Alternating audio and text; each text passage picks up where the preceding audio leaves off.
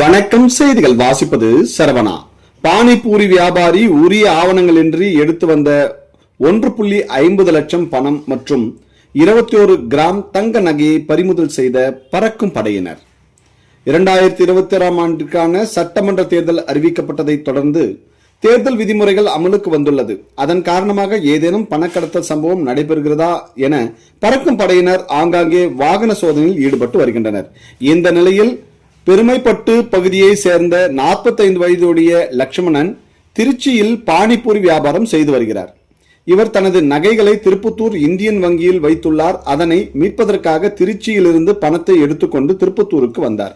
அப்போது காராப்பட்டு பகுதியில் வந்து கொண்டிருந்த போது அங்கு ரோந்து பணியில் ஈடுபட்டிருந்த பறக்கும் படையினர் லட்சுமணன் வந்த காரை நிறுத்தி சோதனை மேற்கொண்டனர்.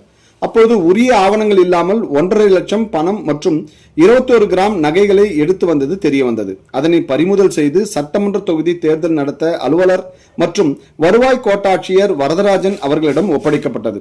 இதன் பின்பு அதிகாரிகள் அந்த பணத்தை கருவூலத்திலும் ஒப்படைக்கப்பட்டது என்பது குறிப்பிடத்தக்கது. செய்திகளுக்காக விமல்ராஜ்.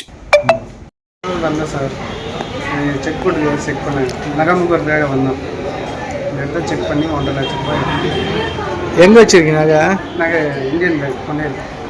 அதுதான் எடுத்துட்டு வந்தீங்களா? காசு எங்கேருந்து எடுத்துட்டு வந்தீங்க? காசு திருச்சியில் பானிபூரி கடை போட்டு சம்பாரிச்சு எடுத்துக்கிறோம்.